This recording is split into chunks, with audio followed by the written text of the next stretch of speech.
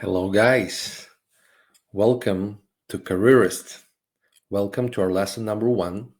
Today we're going to talk about career and job market overview.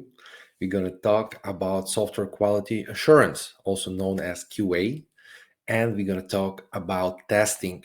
We're going to talk about how you can get a 70 to 100k jobs, 35 to $50 per hour after a simple 1 month program and after between 2 to 4 month job search.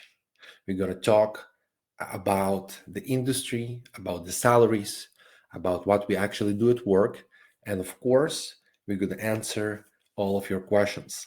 Most of the questions are going to be answered during the lesson, so please listen carefully. In case that you're still going to have any questions in the end of the lesson, we would love to answer those. But most questions are going to be answered during the lesson. So guys, what is QA? QA stands for quality assurance. Our job and the purpose of quality assurance is to make sure that everything looks, works, and feels good according to the requirements, according to the design, according to what was expected. So, for example, let's talk about a web application, like a website, like careers.com, or any other website like google.com or yahoo.com, or any mobile application like a dating app or navigation app or weather app. Someone designed it, someone implemented the design, created the application, the developer usually, and we as software QA engineers or QA testers, we just come to verify that what was created is according to the design, according to what was expected, according to the requirements. Okay? Whenever we see a mismatch between actual and expected behavior, we report bug reports. We report those issues, those defects. We call those bugs. So our job is not to fix problems. Our job is to report problems. That's why in manual testing, you don't need any computer science degree. You don't need any technical background. You just need to pay attention to details and follow instructions. And today, of course, we're going to show you exactly what we are doing at work. So let me introduce you Careerist, your career partner. We are a leading career training platform pioneered by industry experts to maximize the students' hiring opportunities. When we say industry experts, we mean that our teachers, our instructors are the best of the best, working as QA managers, QA leads, software QA engineers, software development engineers and test at the best companies in the world like Google, Apple, Facebook, Intel, and many others that come here to share their experience with you, their knowledge, and to make sure that you get your maximum possible rate in minimum possible time without wasting your time, without wasting your effort, and of course, avoiding the mistakes that we used to have in the beginning of our career or the mistakes that most people are doing during the job search. We are already supported by more than 250 career staff, which makes us the biggest, largest online QA course in the United States and allows us to help you and support you much more than anyone ever before. That's why we see amazing results. Our graduates are landing high paying jobs in record time. Just for the past 4 months, we had more than 200 graduates that got jobs across the United States already in 37 states. Whenever we say that our graduates landing high paying jobs, we mean that those are 70 to 100k jobs, 35 to $50 per hour. Now, of course, you always have exceptions. Someone will get 65k and someone will get 110k, but the average is going to be 70 to 100k, $35 to $50 per hour. Whenever we say that it happens in record time, we mean that the job search takes usually between 1 to 4 months. The majority, those that are going to follow the instructions, will see the results usually in 2 to 3 months. But again, always exceptions happen. For someone, it will take 2 weeks. For someone, it will take 4 months and 2 weeks. But the average that we see for those that following the instructions are usually 2, 3, up to 4 months of job search. Careerist mission is to provide access to high demand, high paying careers in tech. Now, is this course for you? You first of all need to have a work authorization, so it could be a US citizenship or a green card or a work authorization that allows you to work anywhere, anytime, without limitations and without sponsorship. For example, if you have EAD asylum, you need to speak English. People should understand you. You should understand others. Better your English, probably faster you're going to get the job. It doesn't need to be perfect. You can keep your accent, it's fine. As long as people understand you and you understand others, you will be fine in that industry. You definitely don't need a PhD in English literature to do that job. You definitely want to start a career in tech because that's what we do. We help you get IT jobs, techie jobs. You need to be ready to accept 65 to 100K job offers because that's what you're going to get really soon by just following the simple instructions. And you are looking to get a job within 2 to 4 months because that's what it takes. Once you following the instructions, the job search takes between 2 to 4 months. What you don't need any technical background. If you do have a technical background, that's awesome. Companies will kidnap you in a good way because that's great if you do have a technical background. Most of you don't have any technical background. Probably 95% of our graduates don't have any technical background. They don't have any computer science degree, and still they're going to get the job in 2 to 4 months just by following the instructions. You don't need to buy any specialized equipment as long as you can watch the lesson, as long as you can see and watch and hear us. That's good because you don't need to buy anything special for that. As long as you have your laptop or computer, that's good enough. Now let's talk about the salaries. According to glassdoor.com, that's probably the best website for seeing average salaries for different industries, different professions. The average salary for software QA engineer is around 90. Actually, I just double checked. It's around $99,000. Now, the salaries ranges from 65 to 110K, but the average salary is around $99,000.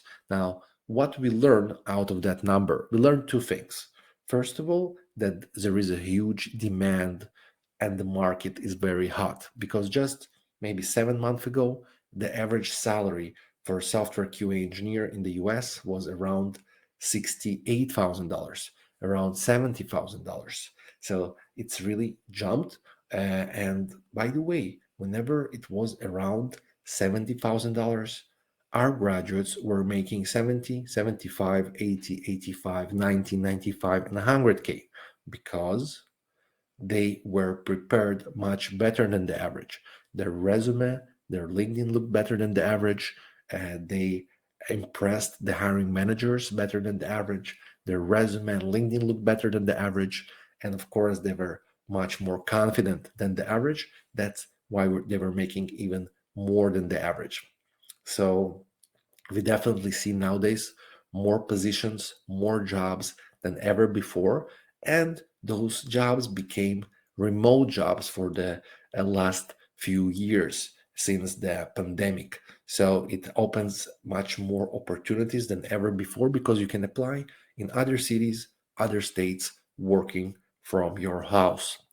Now, whenever you work from your house, you save your time in traffic and you spend more time with your family. And it's definitely something that our graduates really love.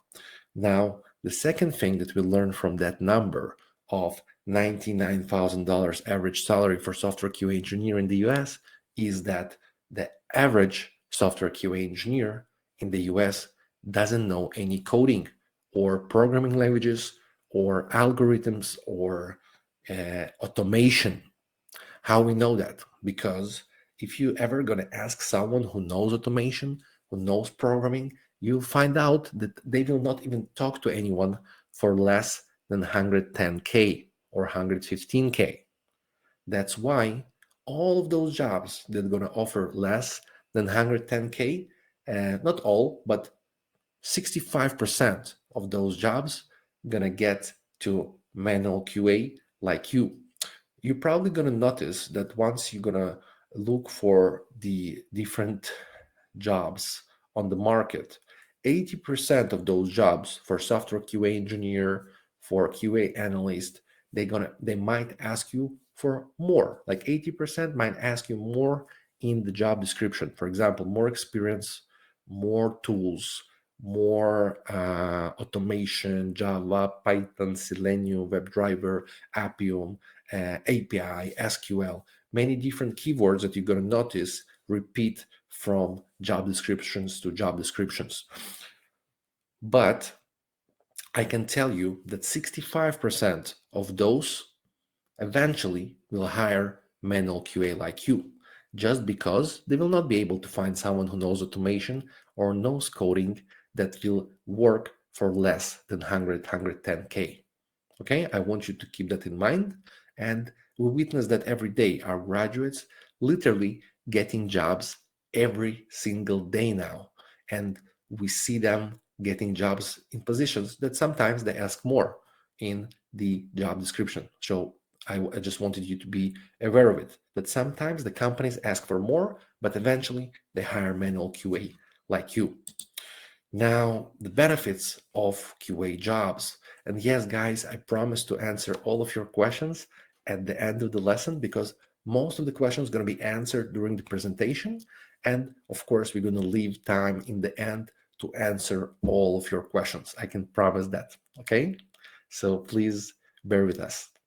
The benefits of QA jobs are, first of all, QA is very easy to learn. You don't need any programming skills for that. I will show you soon and you will witness why.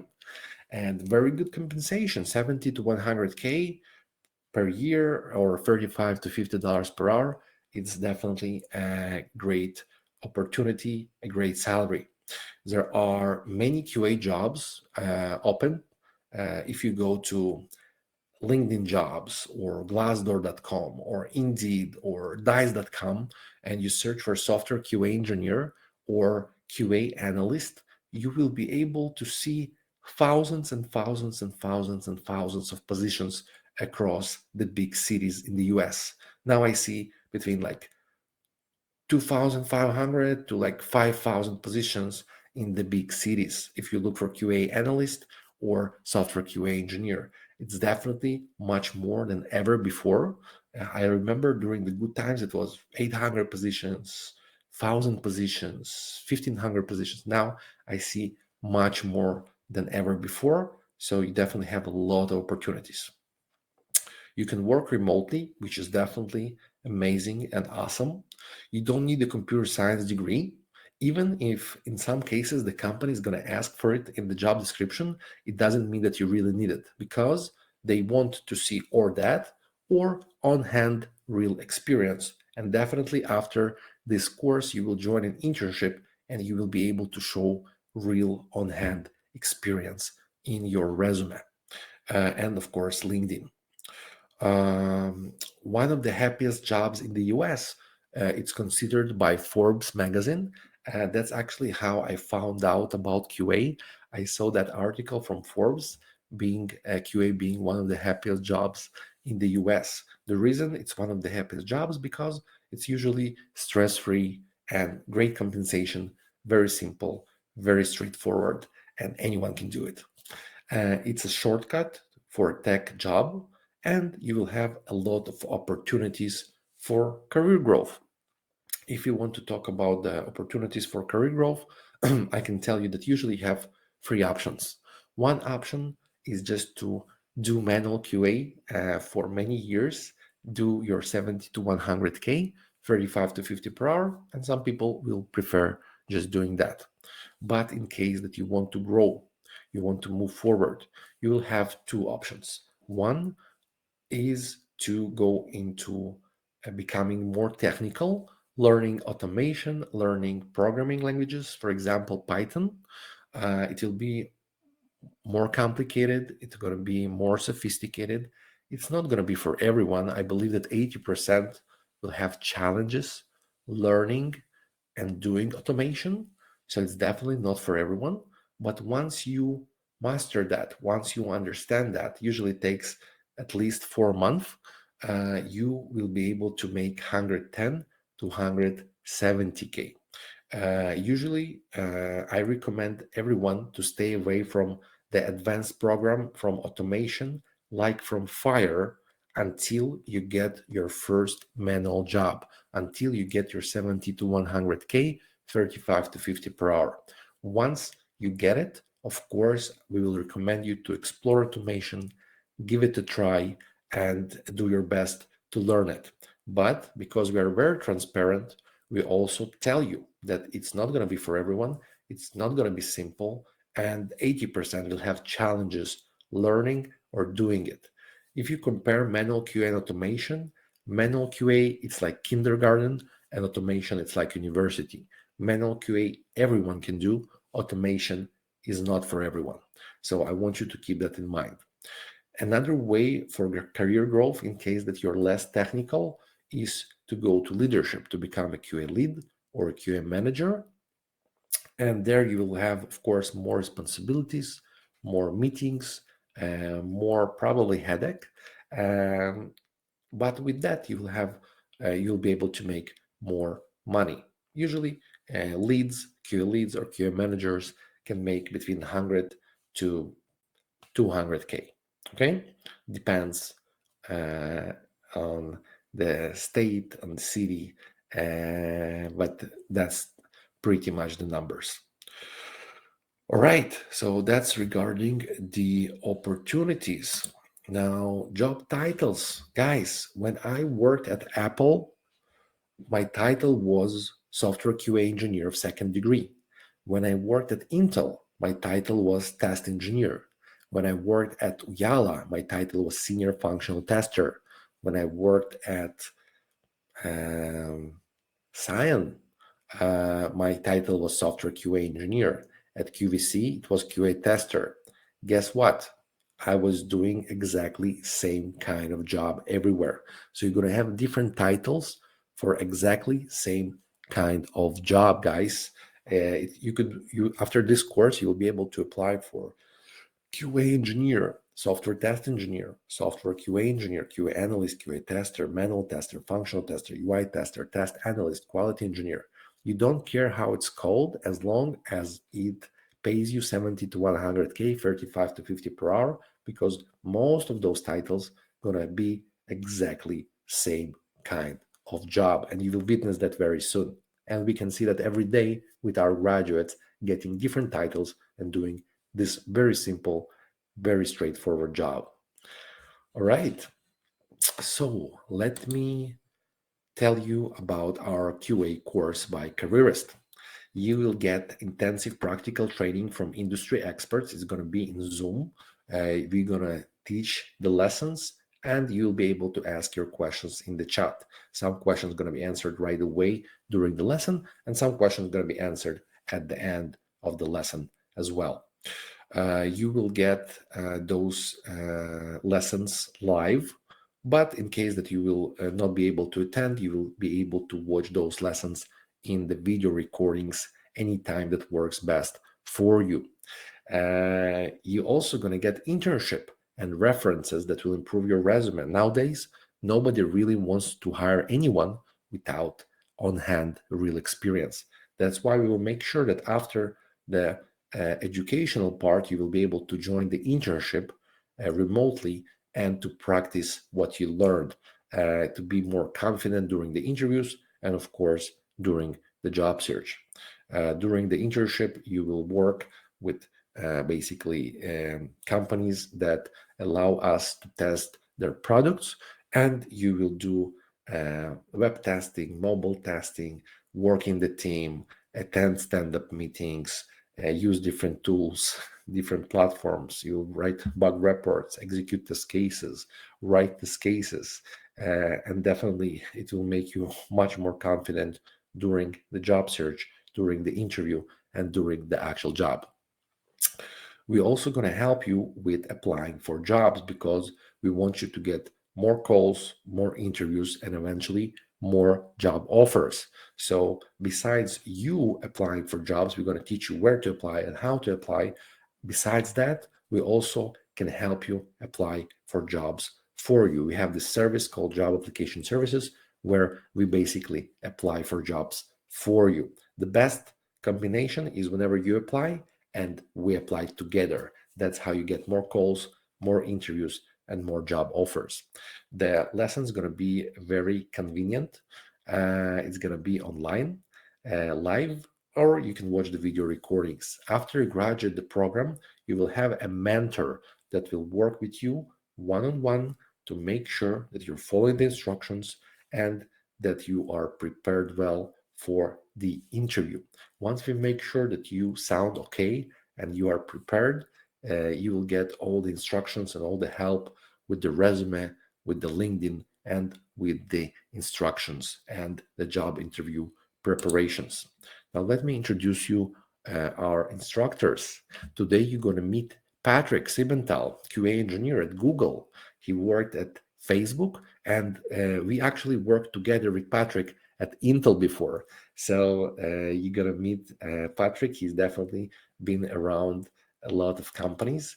He's going to teach the second part of the lesson today. After his part, I will join and answer all of your questions regarding the course, of course. Lana Levinson, a senior software developer in test with more than 8 years of experience of quality assurance, and she definitely has a lot of experience working in various Silicon Valley companies. By the way, Patrick has more than 6 years of experience in quality assurance. We also have Ignacio Britos, QA manager, QA engineer with over 14 years of experience at different companies like Intel, Eventbrite, and many more.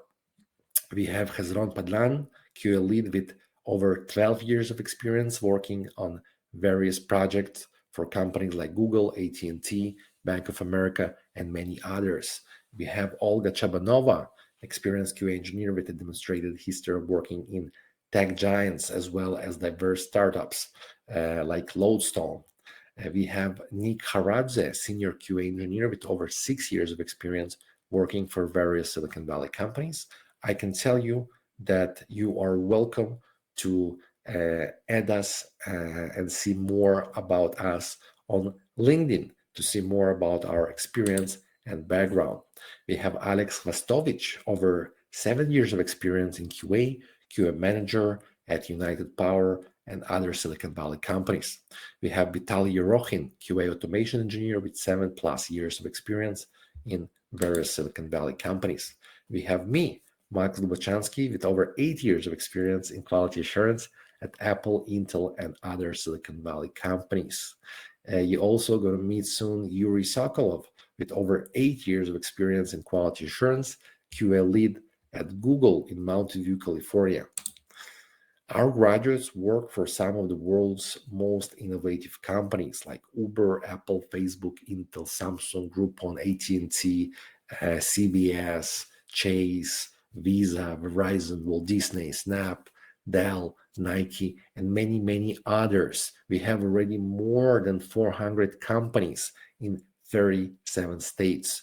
It doesn't matter if you know those companies or you don't know those companies, as long as they pay you 35 to 50 per hour, 70 to 100K, you're going to be good with that.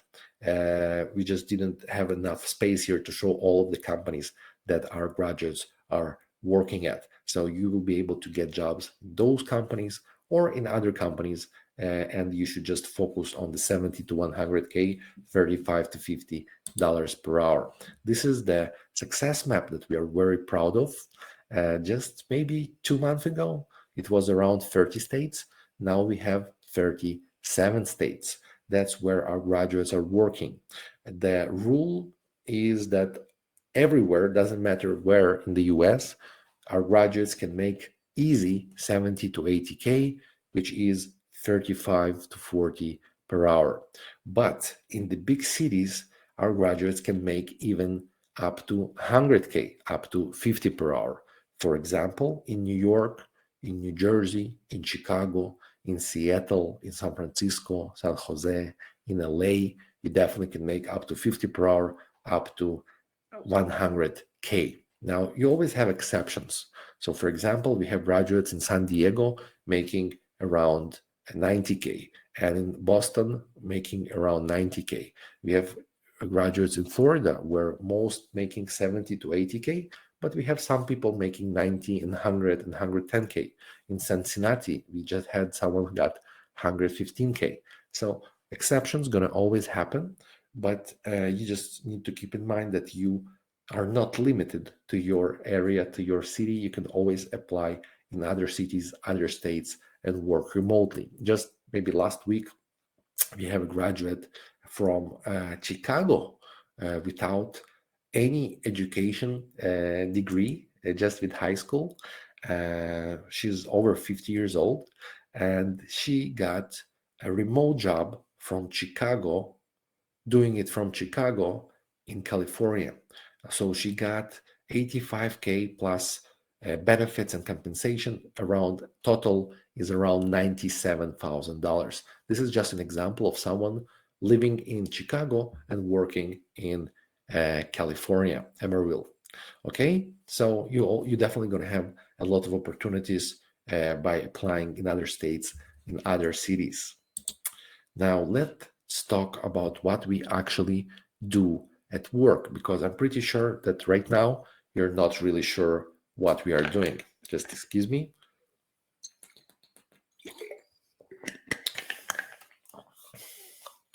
All right, so let me actually share my screen with you and let me show you what we are doing at work.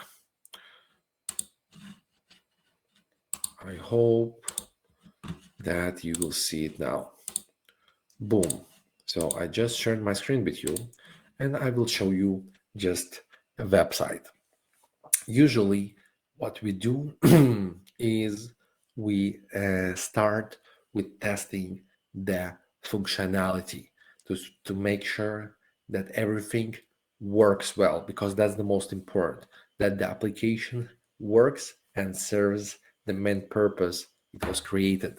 So for example, if we have a website, we want to make sure, first of all, that it loads the website. Boom, it loads the website. Awesome. Next, we want to make sure that the buttons take us to the right places. For example, we have a Shop Now button here.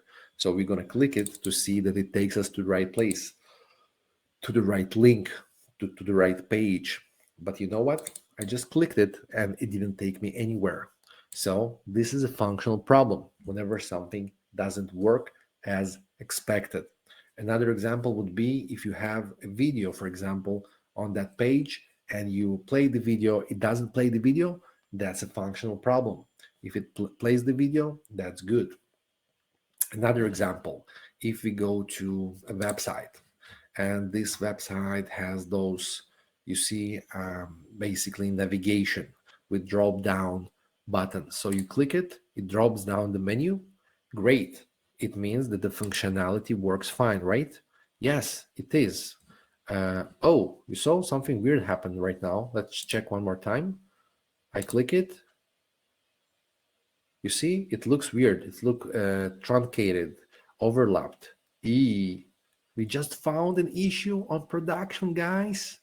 Yay! I just first time noticed that, by the way. But you see, you see, it looks weird. It looks truncated. It looks cut off, hybrid, blah, blah, blah. It looks definitely not as expected. When I hover the mouse, it looks good now. Before it looked not good. So that was an example of the functionality working fine, but the UI, the things that they are, basically user interface or GUI, graphic user interface, looks strange, weird. So we first of all test the functionality, and then we test, after we made sure that everything works well, we check how things look. So let's talk about UI. Let's talk about how things actually look like. For example, this model on the right, you can see that her face is covered. We can say that this panel is overlapping her face, or we can say that her face uh, is cut off or truncated. Okay, that's example of a UI issue that we can report. We definitely, usually we compare the design with what is expected. Usually we have a design document that shows us exactly how it's supposed to look, and we compare it with how it actually looks like. Now, because we don't have the design document in our hands right now, we will assume that it looks strange, it looks weird, and we definitely want to report that and to double check that it definitely looks like a problem to me. Maximum, the product manager will close the issue and tell you, you know what, it's supposed to be like that, that's expected. But we definitely want to double check. Another example, by the way, this is an example of e-commerce website like Amazon, where you can, buy stuff, you can mark them as favorite, you can order them, add them to the cart, right? So another example of a UI issue is whenever you see the guy on the right, if I hover the mouse over the model, you will see that he will move slightly to the left, covering the N letter in the word men's fashion. So once I bring it, you see it covers, overlaps the N letter in the word fashion. So that's we call overlapping. Whenever one element hides another element. It could be a button, it could be a text, it could be anything. We call it overlapping. Another popular issue that we notice is whenever something is misaligned. For example, you see those check boxes on the left, they appear not on the same line. So it definitely looks weird, it looks strange, it looks misaligned. Same goes for those fields. You see, this is misaligned to this. I would expect them to be aligned to each other. Okay, so that's just an example for that. Another example of UI problems is whenever something is inconsistent. We call it inconsistent behavior. So for example, if I bring the mouse over the model here on the left, you see that the background changes to blue, right? Right, while keeping the same picture that was there before. Once we hover to the next model, you will see the same behavior. The color changes to blue and it keeps exactly the same image. But once we go to the next model, you will notice that it changes. You see, it's not the same image anymore. This is inconsistent behavior that we definitely want to report. Now, let me show you an example of how we report those bug uh, tickets. So let's just look on that model. You see, we have 2019 Yaris, 2019 FRS 86 model, and let's imagine that the design tells us that we need to show here only 2019 models. So 2019 FRS, 2019 Yaris, and 2019 Corolla. But the problem is that we can see 2020. So that's a problem because it's supposed to show 2019, okay? Just for example. Now, in this case, it could affect a lot of customers, millions of customers, millions of dollars, and we definitely want to fix that problem. So how we do that? We don't fix problems, we only report problems. So in this case, we want to first of all capture the screenshot of the problem. how we do that. On MacBook, you just click Command-Shift-4. If you click Command-Shift-3 on MacBook, it will take screenshot of the whole screen. If you click Command-Shift-4, you can choose the area that will be highlighted. Once you select it, you leave the mouse, boom, it saves the screenshot on your desktop. Now you can attach the screenshot to the bug report, because we want to make life easier for developers and to show them exactly where and what is the problem. Next step is to go to the most popular bug tracking system in the world. All of you are going to have access to it once you join the program and you do the course. You will have access to Jira. You'll practice writing bug reports and master it. So that's how Jira looks like. Okay. All you need to know is just this create button right now. Once we click it, it allows us to create a bug report. Basically, it's a form that you fill. We start with the project name. Let's call it demo because we just practice. Then we have the issue type, which is bug report. That's what we write, bug reports. As software QA engineers, as QA testers, we write bug reports. Then we have the summary, which is basically the title, which should show everyone what and where is the problem. It should be short and informative. So remember the problem, right? The 2020 Corolla hatchback supposed to be 2019. So how we write that? Let's just, in order to save time, I already fill out this form. We're going to write the title, homepage 2020 Corolla hatchback model should be 2019. Okay? You don't need English literature PhD to be able to write that. Very simple, very straightforward. Then we have description with steps to reproduce actual and expected behavior. So go to this link. Okay, this is the link. To observe 2020 Corolla hatchback. Oops, 2020 Corolla hatchback. Actual 2020 Corolla, expected 2019 Corolla. Then we set the priority, how important this problem to the company. So definitely, because it's going to affect millions of customers, we're going to make it highest or high priority issue. Depends on the culture of the company. Let's call it highest because we care about the customers and we definitely want to solve that as soon as possible. Then we're going to write the environment.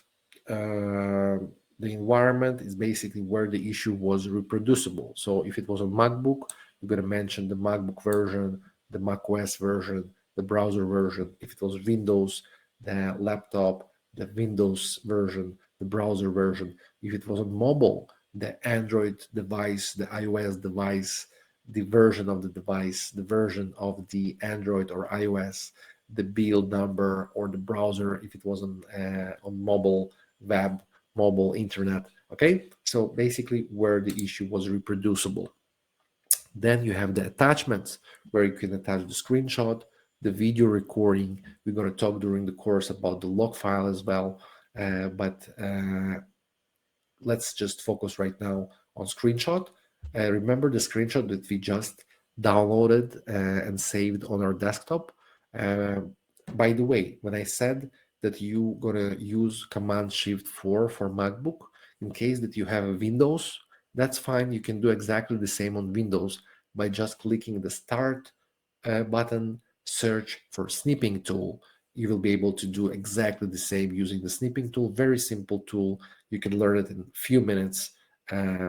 Definitely something super simple. If you will not be able to figure it out right now, you can always watch a YouTube tutorial about it.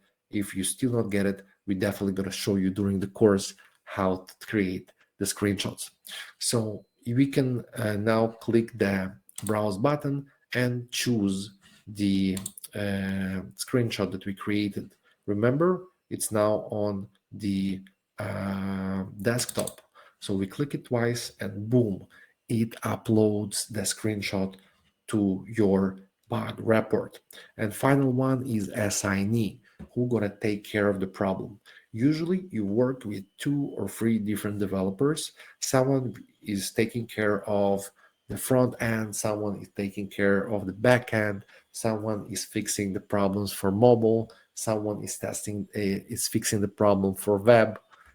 You're definitely going to know during the first weeks at work who take cares of that, and you will know accordingly who to address the issue to.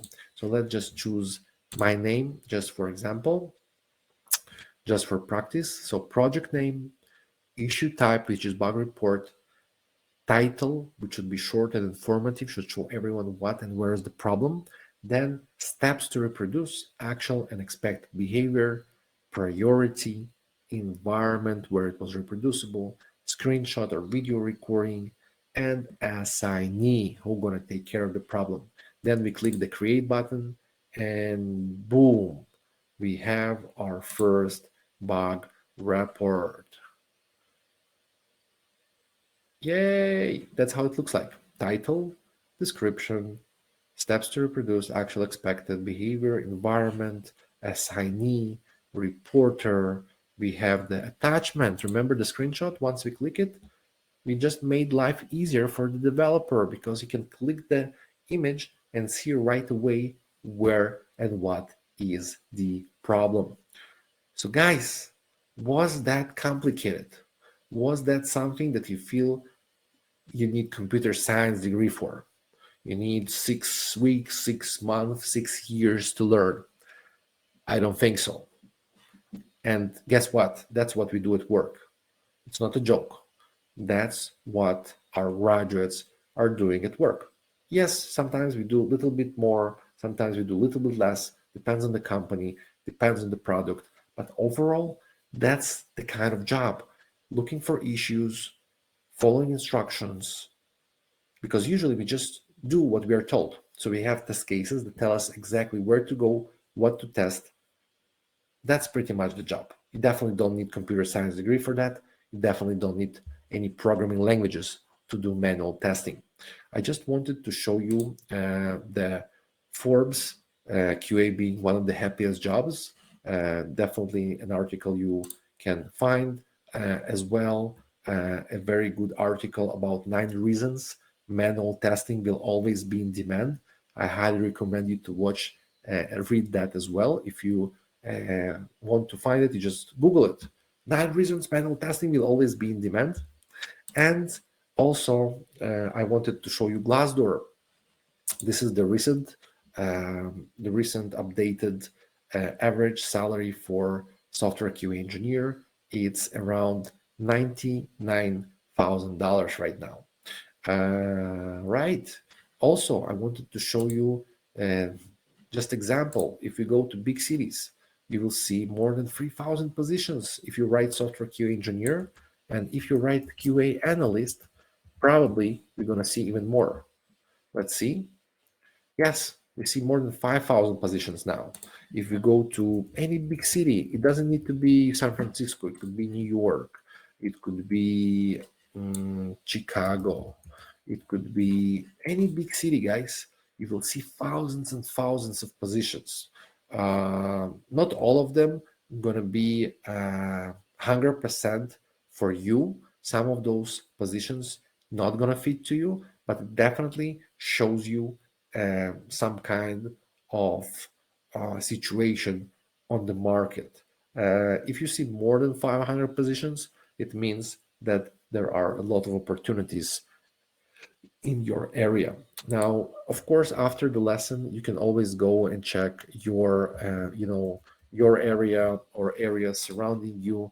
But I just don't want to waste time on that right now. I can tell you that any big city, if you look for QA analyst, you will see thousands of positions. If you look for software QA engineer, you will see thousands of positions as well. All right, now let me get back to our presentation and continue with our slides. All right, so awesome.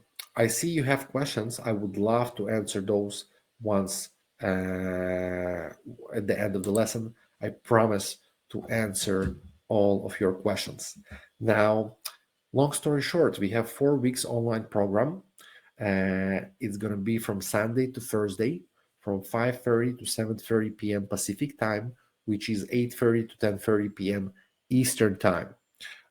You can watch it live, or you can watch recordings anytime it works best for you.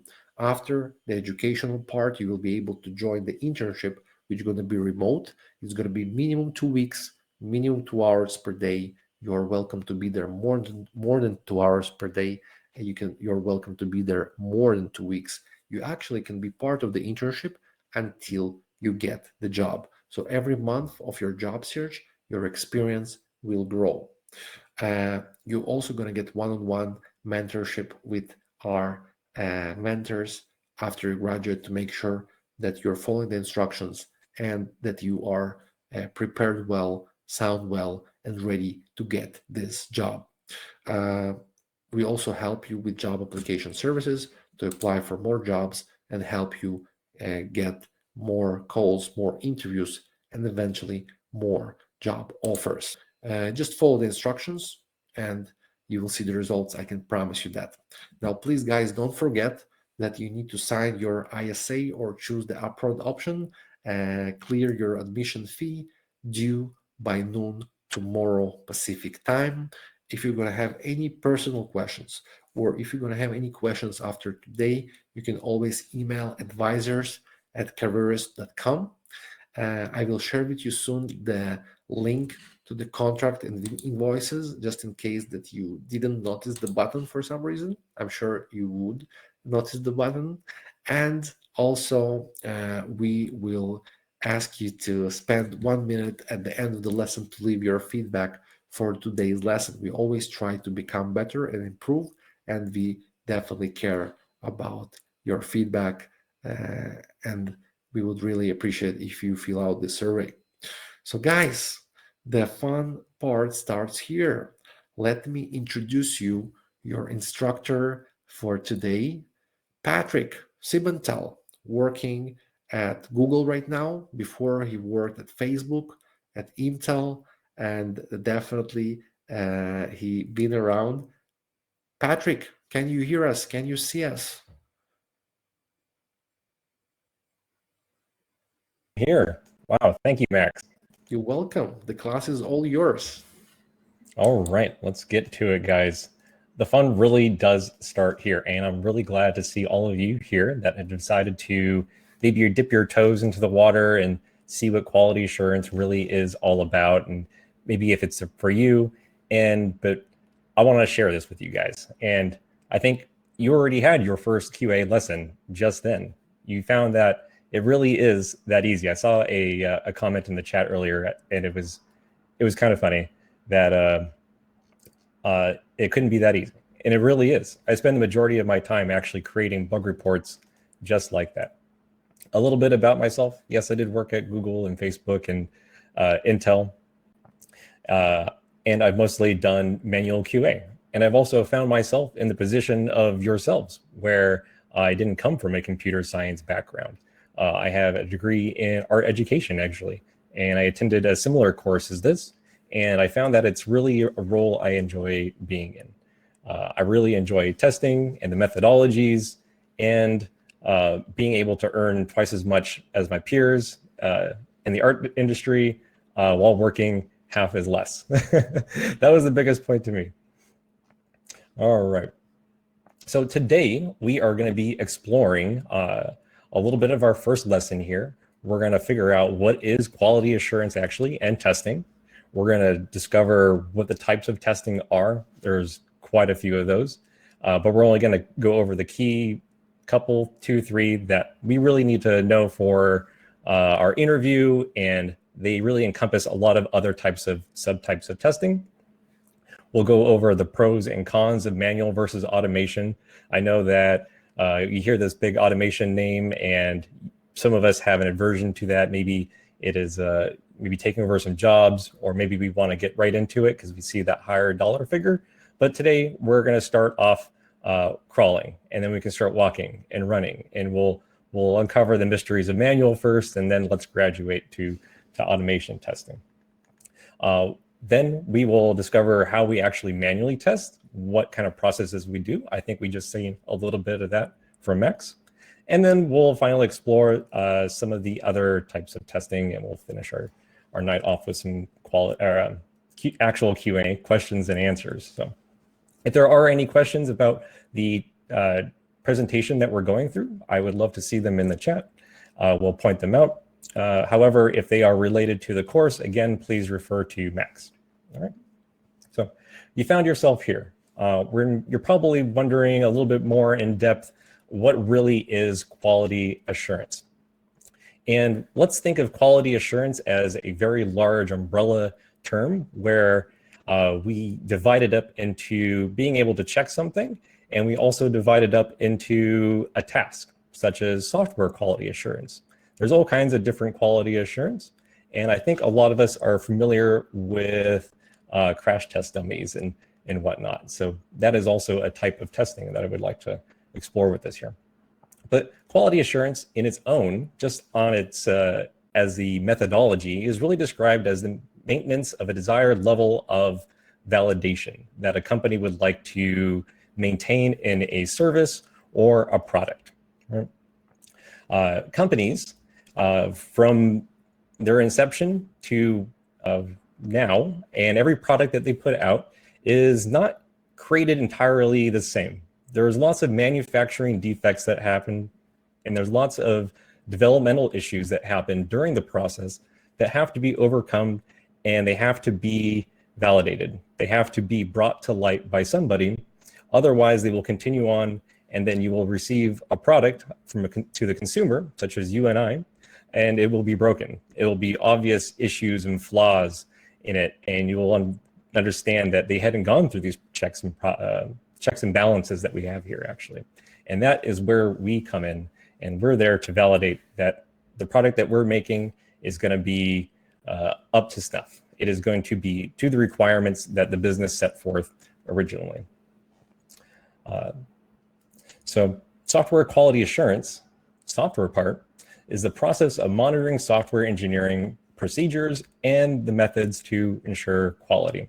So we have lots of different methods with actually in QA and software QA, and we leverage those to get the best result.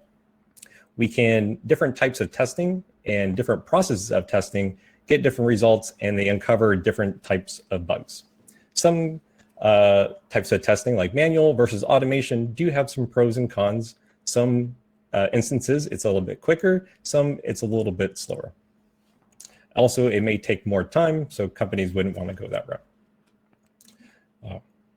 But let's kind of backpedal a little bit. Let's give an example, because maybe we're not all from the IT background here. I know I didn't start out there, as I just kind of mentioned. So maybe a good example to help walk us through here. So imagine we are a company, and there's lots of companies being created now that are creating cars. And another big implementation, another big feature in the car is the invention of self-driving. And there's lots of software that's actually in your car that governs how fast you can go. There's a collision detection now, manages your engine and your fuel intake. But the engineers that created this car, they were making it, but they didn't drive the car as they made it. They had to work on some specifications they were provided to beforehand, and then they created it built off of that. And then it goes into a separate phase. So I think we're all really familiar with seeing, maybe in the late 90s and 2000s, there was crash test dummies, put into a car, and then that is their method of validating their quality assurance to the people and certain government regulations that their product does indeed meet a certain level of validation. This type of testing encompasses every known product, pretty much from medical devices to microwaves, to your refrigerator, to your car, spaceships, even the simplest things such as a pencil. And as we'll find out during your internship, there are many ways you can go ahead and test a pencil. There's lots of test cases you can create just for that, which is that's kind of my funnest part. It's also something you might encounter during the interview process. So as an overview, software quality engineers, what we do, or testers, many different titles for this, we provide an overview and participate in the entire software development process from the beginning all the way to the end and even beyond. There's something called the maintenance phase where it's after the product is launched. And this includes everything from the requirements definition to the software design, the development, the testing, and then finally the release. So we're here during this entire process of whatever application and project you might be assigned to, overseeing, providing our input and methodologies to apply to a product to be able to ensure that it minimizes the amount of bugs present at release. And I say that we will try to minimize the amount of bugs because it is not always possible to create software where we have no bugs. It is something unavoidable, and companies realize this. They understand that there will always be some amount of bugs in there. Is it a bad thing for us that there are still bugs there? No. I mean, quality assurance, we're always not going to be able to find every single bug. There's only so much the human can do, and even a computer, which is even more limited with automation, they might not find every bug within there because it has such a small scope, which I will go over in a couple other slides here. But they do want to find the major bugs. And these major bugs are essential to a company, so much that they find it perfectly acceptable to spend hundreds of thousands of dollars or millions in circumstances for a QA department to ensure their product does not have any more bugs into it.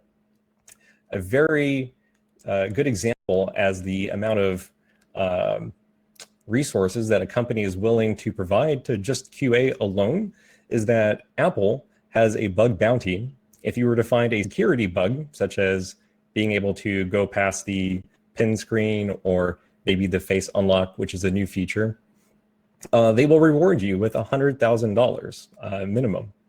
So it is not a joke. I think we have seen that there are many positions available here for that. There are so many new features, so many new applications and companies being created every day. And they need people like us, like you and I, new testers, to come in and validate these bugs to ensure that the product is working as expected.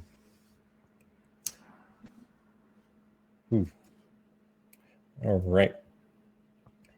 So now that we've kind of explored a little bit what testing is, how does it look like from the software side? It's a little bit different.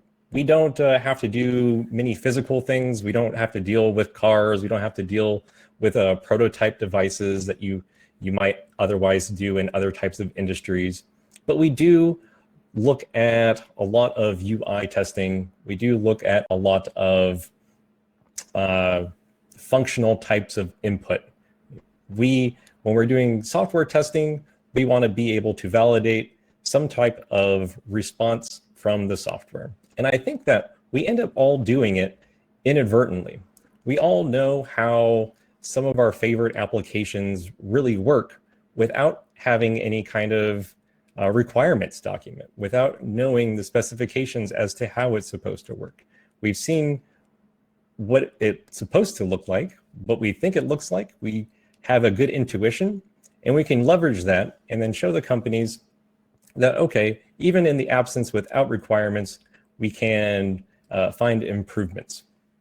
So overall, the software testing deals with the correctness, completeness, and quality of software. And a software testing investigation gives stakeholders important information about the quality of a piece of software or a service under test. We call it device under test, which is the application, the computer, or maybe a phone or mobile device that you're working on. So that's a good acronym to know, device under test.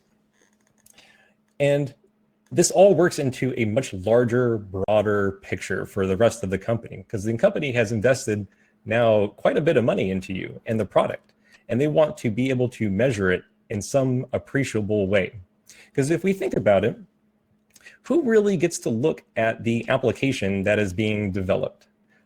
For example, if you're making an application like Instagram, maybe not all of us use it, but it's a very simple program on your phone. You can upload a couple of pictures, some comments, a like button, maybe send some messages.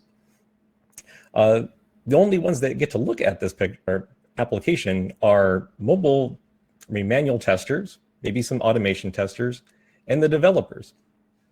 Managers are busy creating methodologies, they're busy creating documents and having meetings and reporting to their directors and managers above them. But the overall big picture is that a piece of software is actually is being held liable to a stakeholder, someone who has invested money, some sort of time or effort into the project, and they want to know how their product is going. They're not going to get a sample of the application all the time, though it is very possible. But what we can provide them is a progress report of how many issues we're finding, how many bugs, how many types of deficiencies we can find versus how many are actually being fixed. And that gives a good, clear indication about maybe the health of the project, whether they can find that it is finding more bugs and they're very critical bugs, such as maybe you tried to access a web page that they just created and it does not connect at all. That would be considered very, very critical and they would want to fix that immediately. Or maybe a lower type of priority bug where there's a small typo on the front page. These type of issues generally wouldn't get fixed right away.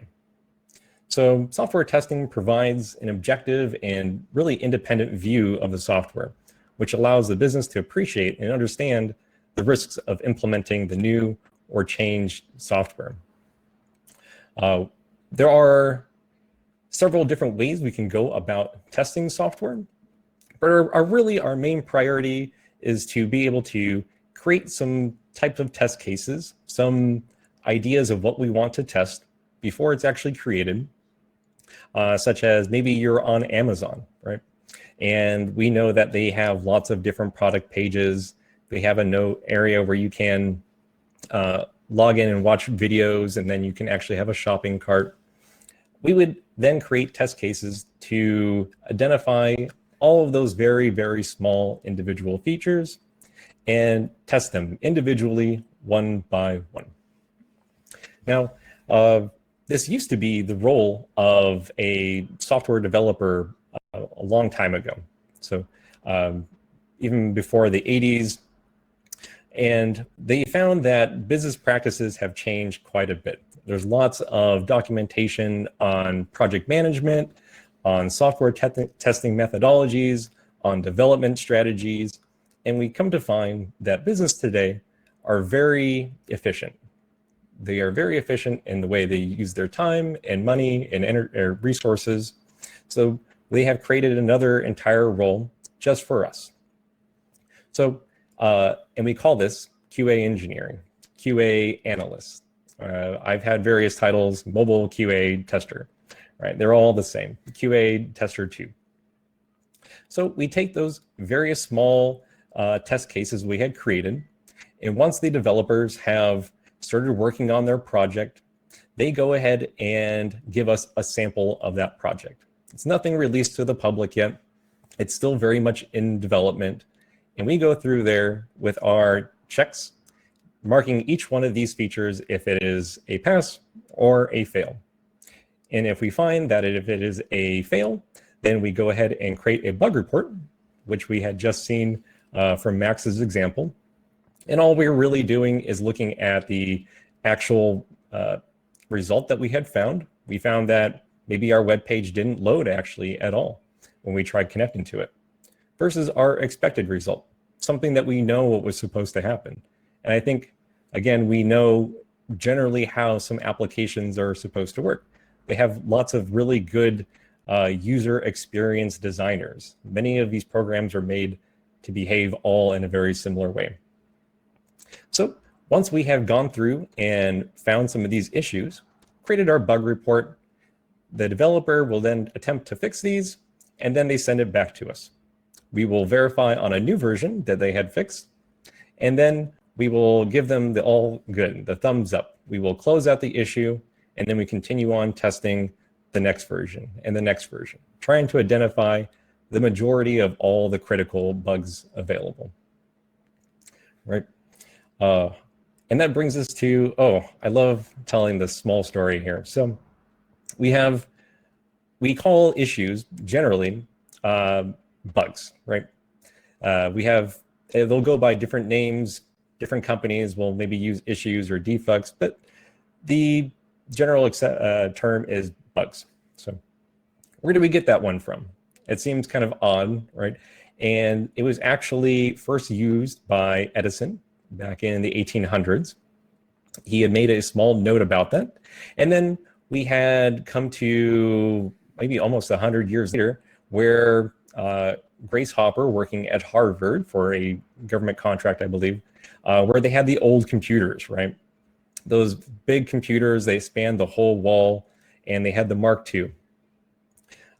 These types of machines also had to do some quality assurance.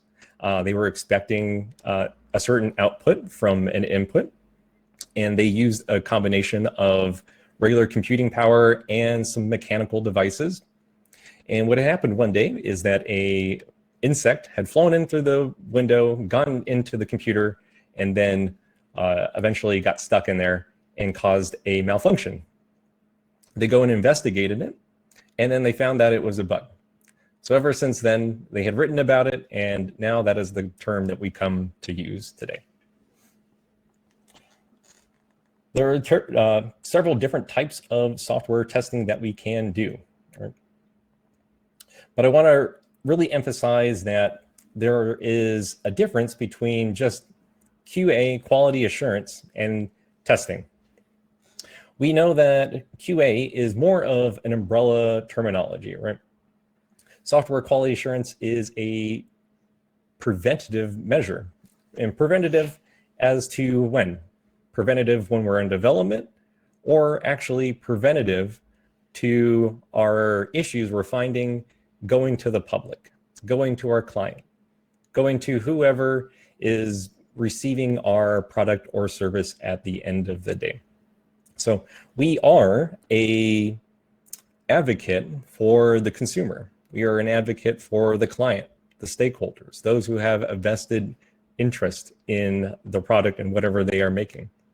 So it is not uncommon for us to find that sometimes the product works a little bit better the way we ended up using it. Maybe not the intended way that a company thought their product might work, because I think that some of us have been in a company or maybe a job before where you have to deal with a client, and they think they have a good image of how they want their image or product to work. And then when they receive the actual device, it is not as expected, right? It doesn't, maybe they want to add new features, more usability.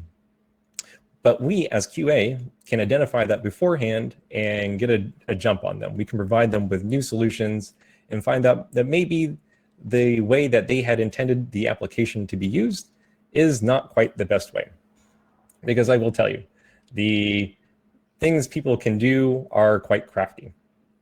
So we analyze the whole process of the software development, starting back at the requirements. So that is why our planning is so important. Planning to figure out all the features ahead of time so we can accurately make all of our new test cases. Now, that doesn't mean that some new types of features will get added on later. And that is actually a big part of manual QA and why we are needed so much. Is a lot of these applications and products that are being pushed out have a very short time frame to market.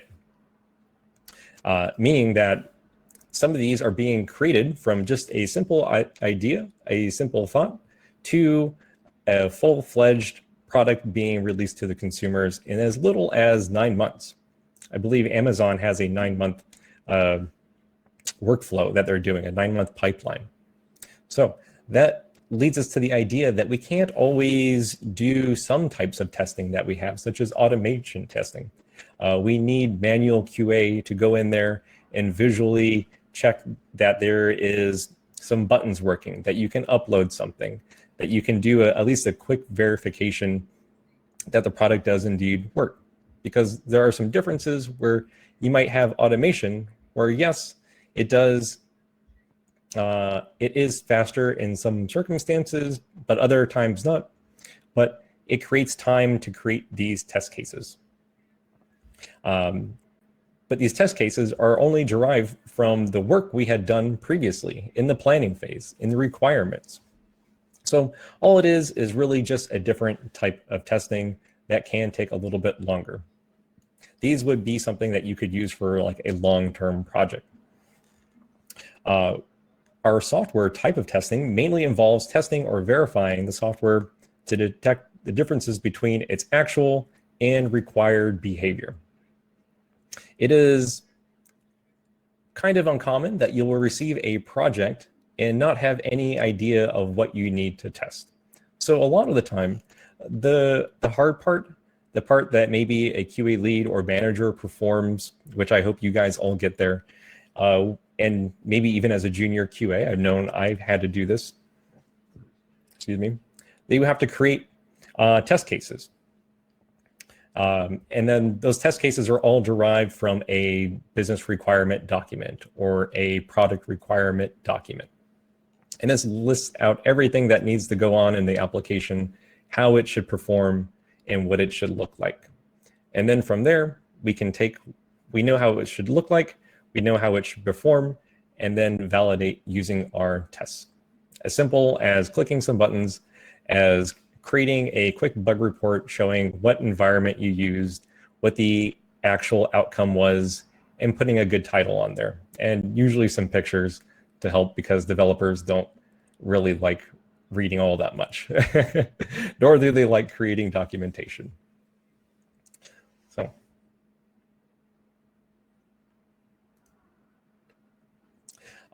A bit about manual testing and what is manual testing. Software testing is a process of finding the defects or bugs. I'm going to just keep going with bugs from now on. Now that we've gotten here, we've defined this term. And in manual testing, the tester acts as an end user, right? We are an advocate for them, and we are pretending to be the person on the other end of that receiving device. So imagine you've been a user of Facebook, of Instagram, Amazon, Google, I hope. And now your job is to use it in a way to find all the issues with it. And sometimes that might require thinking outside the box a little bit. Any differences between the actual and desired results are treated as defects and bugs, and that's where we go from there. We create our bug report. Manual testing is us physically going in there and checking to see if the alignment of the page is being displayed correctly. And you might think that it is, okay, it's just a quick check on your one device. But then if we think a little bit longer about it, everyone displays a web page on a different size monitor, a different size phone, a different type of device, right? And web pages, they're created by humans and every application. So there's inherently going to be some issue with that. And the best way, actually, in my opinion, is to find these things manually by having somebody look at the web page on the actual device, which you don't need to buy. The project, the company will always provide all the equipment that you need to test, by the way. And then finding the differences through there, through changing the size, through the settings, through seeing if you can change your location, seeing if you can input your username into the login field in a different way. What happens if you try to insert the wrong password into the password field where your username is correct? These are questions that the developers and managers and the company wants to know. And there are sometimes issues there. Manual testing is pretty quick in some circumstances. I know that smoke testing, which is a type of testing, is generally done very quickly. And it is often not as repetitive as automation testing would be. So there is some room for here. We don't need to open a web page 1,000 times as a manual QA. That is not something you'll be finding yourself there. I know if you had some experience with game testing, that it seems to be redo the same task over and over. We're mostly interested in finding these critical issues that occur once every 5 times or so. Once we find these critical issues, we create this bug report through use of Jira. And here at Careers, we give you access to Jira. It's a great project management bug reporting tool to use, and it is the basis of which many other Fortune 500 companies, such as Apple, Google, Facebook, Intel, they all use a very similar version of Jira, but they've gone ahead and created their own for cost-efficient purposes. Once we create these bug reports, our tester then goes back. We're going to reproduce. We're going to try testing the same issue exactly as we had done before, with the same exact setup, same computer, same settings and everything, to then verify if it is correct. So we really only have about 2 or 3 main goals when we get into the meat of it, once we start actually testing, which is what the majority of the project is from start to finish. Planning the portion of creating the test cases, it only takes a couple months to do that, and it's very much a team and collaborative effort, I promise you. So the goal of software testing is to ensure that the application has no major defects, right, and has as few minor bugs as possible. We know that not every application is going to be able to fix these minor bugs. There is time constraints. There are money restraints, budget constraints, resource constraints. Maybe there's not enough people to work on the project anymore. So maybe they let those exist, or maybe they go back and fix these issues at a later date. How many of us have picked up our phone and found that on the Apple Store, on the Google Play Store, that there is at least 10 applications waiting for you to update? And it is almost every week, right? That is because they are under a constant state of automation and manual testing for applications that have already been released. There is always more features to be added to provide some sort of value to the customer and to the company, right? And since they have such a short time frame, we need very able-bodied manual testers to come in and validate these with not having a lot of oversight. We, as manual QA, have a lot of autonomy in our own, which is kind of interesting because we're not automation, but we have autonomous work relationship where as long as we do our testing, we can go on about our day. And I wanted to stress that it is a team effort. So you're not alone in this. And if you have questions while you're on the job, it's good that you know them, but we're also human and we don't know everything there is about the project. So you can go ahead and ask your managers or coworkers or developer, if you work with them, about maybe specific issues that are hard to find. I know as manual QA testing, you don't know the ins and outs of the project. You don't know the ins and outs of the code. So we as manual QA do not look at the code. We're not there to do what the developer does, and they're not here to go ahead and test a bunch of features because they are busy working on the next newest version that we need to go ahead and validate. That being said, we are mostly concerned with just finding bugs. We're not going to have to dig too deep into it. We generally don't even have to find out the root cause of the bug. It would be nice if you happen to find the answer, but in my circumstance or my experience, is the developer who has the inside eyes to the code will always know better. And your hunch, your intuition is usually incorrect. So you just let them find the reason, the root cause for the bugs. They will go ahead and fix it. They're going to dig through all the code so you don't have to. And then we just go back and validate what we can see, what we can interact with. So manual QA is testing everything that the user can interact with, and then quite possibly some output from the application. So you can do several different types of testing, which we'll explore, such as functional testing and non-functional testing. The non-functional testing is the best part because we don't have to do much. The computer, the device is providing all the data we need, and we just check to see if it is valid against our requirements. Perhaps if we have, I'll go over a good example when we get to non-functional requirements. So I hope that clears it up. We as manual QA do not have to look at the code. Even for me, it seems a bit daunting. There are so many new types of languages and updates are happening and occurring that it would be impossible for us to keep up with it all, right?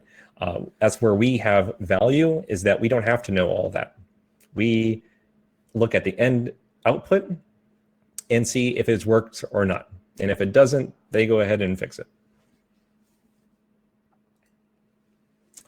Do we, and when do we absolutely need manual testing? So there are certain circumstances where automation is valuable, but in my experience, the majority of all testing is done with manual testing. And we generally do it when there is a circumstance where we have the need for human intervention. That is usually when there are new features being added and there is not enough time to create an automation task for that, because that could take anywhere from a single day to months. And a new automation engineer to the project would have to spend weeks trying to figure out how to just implement the test cases, how to create the test cases. But us, we can get started the same day that we are hired potentially. And that's been actually an experience that I had where I was hired at Intel, and then they handed me a document and they said, create some test cases and create a testing strategy, and then you'll be executing them very shortly. And then we all can also note that automation testing is really too expensive or time consuming. Not expensive so much as the cost of how much we might pay an automated tester, but over the long run, when you have a project that's only 9 months long, but it takes 3 months just to create the automated test cases, it doesn't seem like a very good risk to reward ratio for the company. They are better off finding a lot more bugs, doing a lot more types of exploratory testing, and finding circumstances that automated testing wouldn't find on its own. Automated testing is only going to look for the things that you pointed at, that you look at. If you were to imagine a dark black room and there are several issues with inside of the room, maybe a flower pot's knocked over, maybe something is supposed to be opened or closed, and you know how your room is supposed to look, but maybe some things are out of whack, maybe they're not there, and you have a flashlight. The automation test can only see whatever you would be pointing your flashlight. It has a very narrow or small scope, as opposed to a manual tester where you would be able to just quickly switch from one task to another. You could have a short meeting saying that there's a new feature and there is a request to validate a feature to upload photos and being able to comment on it. We could actually just quickly install our application. We call it a build, and then perform our tests. To click on it maybe 5, 10, 100 times to see what would happen. And but nothing too extraneous. We wouldn't do like 1,000 times. That would be maybe considered a stress or load test. But it's very easy for us to switch different tasks and projects. So it keeps us a very versatile role. And sometimes there's a need for human judgment because there the way that the developer designs something is kind of in a vacuum, where I like to think of coding as Legos, where they're able to put together their Legos, but in a dark room. They're doing it kind of blind. They know how the Legos all fit together. They know the looks and feels and how it would fit together on paper, but in reality, they don't really get to look at it. We're the ones that get to visually verify this. They're just looking at the code and expecting it to work. But sometimes it's not very obvious to see that there's an issue or a bug just simply from the code. And then sometimes when we have these applications that release a build, a new version every single week, as we do, a human set of eyes always needs to double check it, because there are some small, however critical bugs that could leak through, and it is on the responsibility of the QA department to ensure that they are not getting past this. They are not getting past our bug defense, and they're not going directly to the consumer who would see these things. I'm sure there are some examples out there, maybe recently that you've seen, where there are companies who maybe didn't perform these checks at the last moment, didn't do these human intervention checks, and they relied entirely on software alone to validate it. And then there were, unfortunately, some bugs in their product.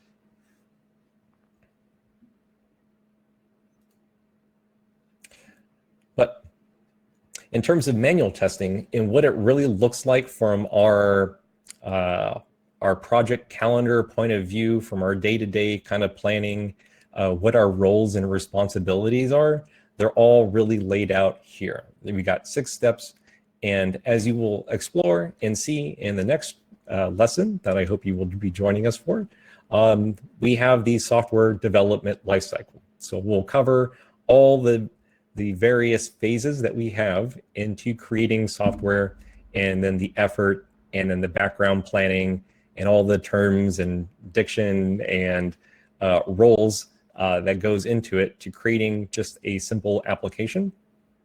This very closely mirrors that life cycle. So again, we as manual testers are there from the very beginning, from our requirement analysis, which is the planning phase, to test planning, and then creating our test cases, which are all the areas that we need to define, that we need to know that are functional, to actually testing.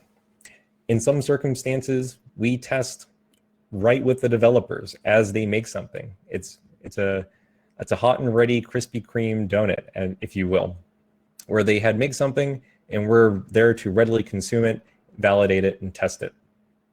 Sometimes we work in phases where the developers, if you're using another type of approach, maybe you are working at a car company with automation driving, maybe you're working in space, maybe something cool industry like that, you will end up doing your phase testing at the end of their development.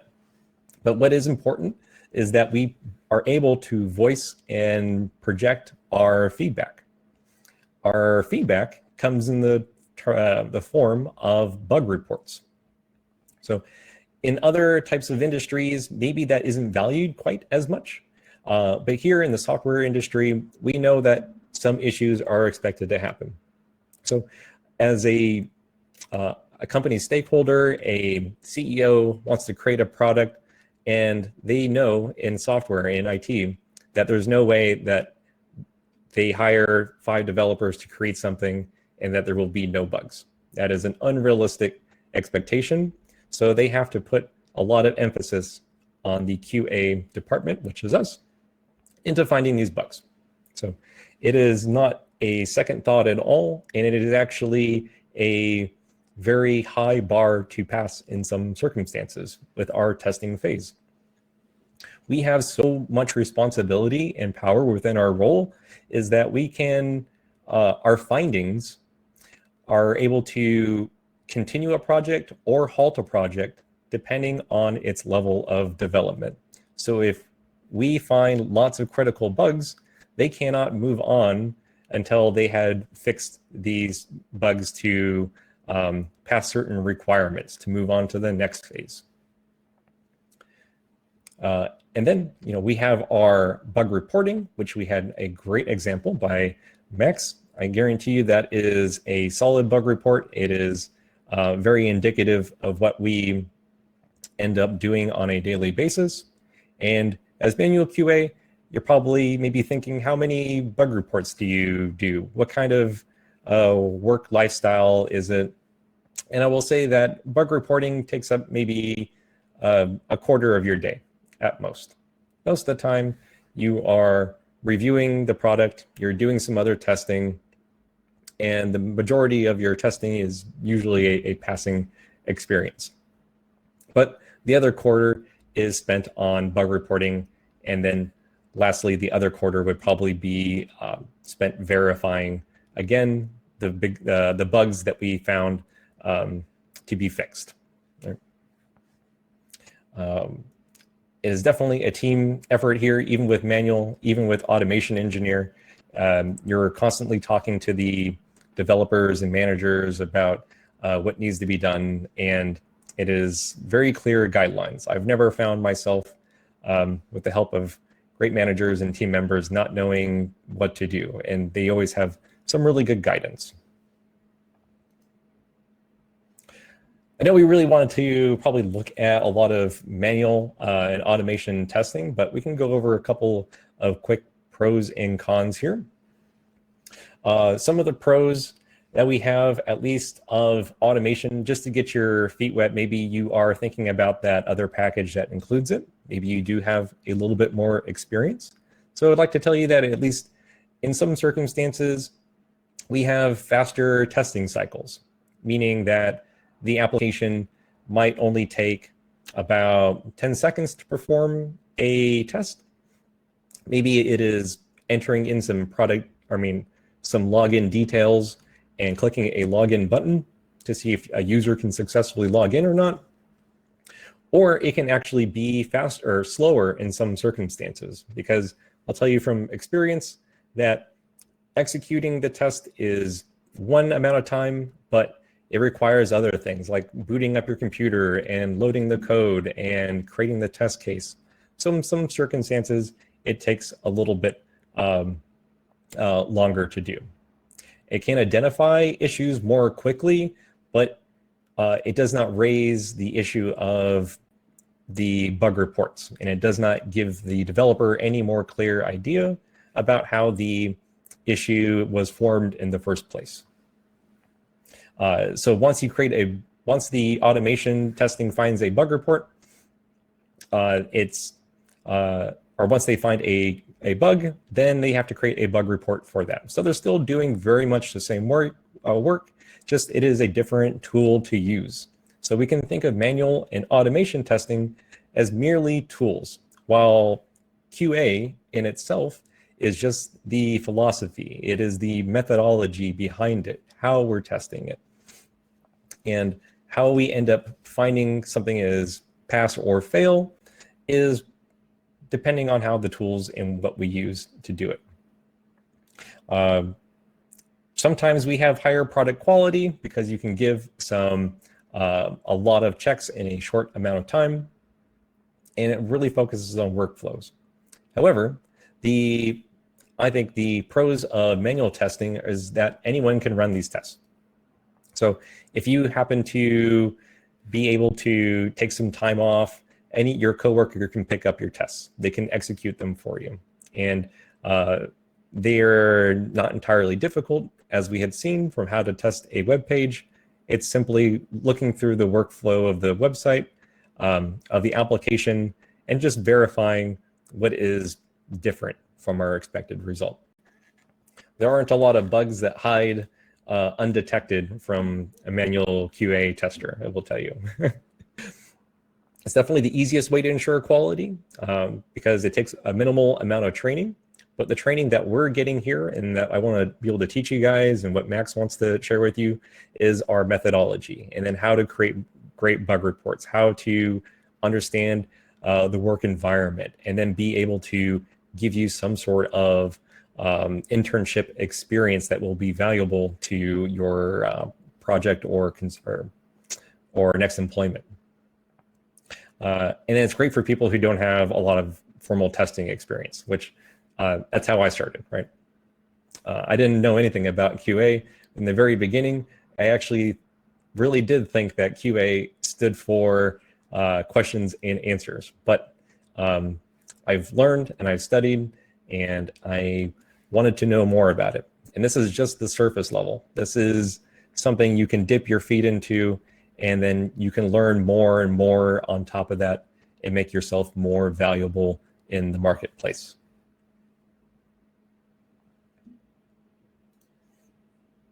Some of the kind of cons of the manual testing, they might not be able to identify all the test cases because we're only human and we can only think of so much, and we might not be able to identify all the defects. However, that's a similar issue with automation testing, because someone has to come up with the test cases, and the one thought is that is most prevalent is, what if I don't test a certain feature all the way? What if I don't find all the possible ways to use a login button or all the different ways to upload a photo? But I will say that that's often really mitigated by your managers. And I think as manual QA, it is not a big issue so much. We often don't have a project where nothing goes untested. We usually identify most of all of the issues. And then maybe there might be a lower quality product, but again, we are definitely identifying all of the major issues in that regard. So I think from an overall perspective, there are many more advantages to manual QA than there are automation. All right, so now that we've kind of found out what QA is and how many, what software QA is. Oh, 1 second. I think my video just cut out. Okay, back again.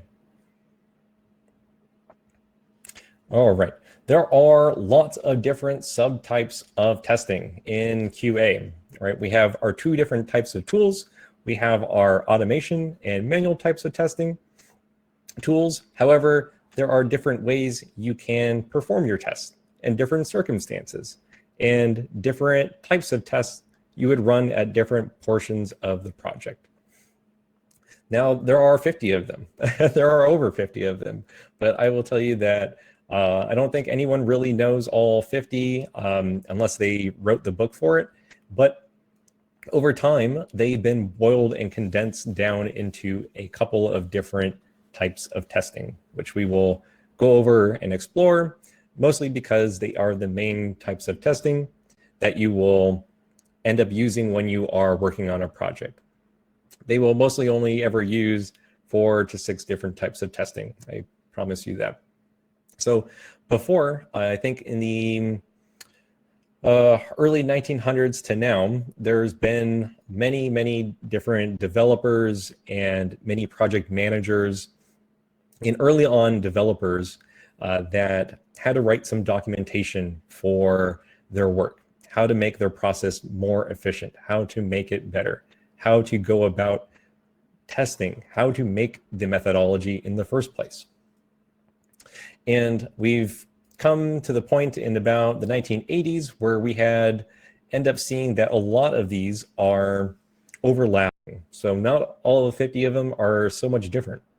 They've been modified and created a little bit differently, and we've condensed them down into about, I want to say 12 or so different types of testing, but we only need to know about the 6 of them or so.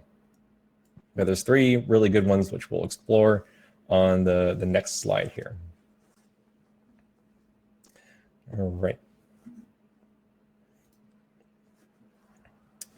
There are different circumstances in which you might be testing. So we have these different types of boxes, and I think they are great analogies for how you think of yourself as a QA tester. As we start our career and our journey, we are going to be on the left-hand side here. We are going to be a black box tester. We, as manual QA, do not have to look at any of the code. We don't know what any of the back-end side is. We might not have to look at all the different connections being made. We are really concerned with what's being presented to us, what the finished product looks like, and how well it performs. So that is called black box testing. We examine the functionality of an application without having access to the source code. So that looks almost exactly like finding a new application, installing it on maybe your phone. If it's a phone application like Instagram, that's probably going to be your first test case. It's as simple as that. Just installing it, opening it up to see if you can open it, if you can log in, if you can use it the way a user would, because we, again, are advocates for the user. You might also try some other things. What if you try to put in a phone number for your username when it's expecting letters, right? So those are the areas we might be more valuable as a manual QA tester than an automated one, because automated's only going to do certain inputs, whatever you tell it to, but we can think of any combination imaginable. There are many different ways you can test a login.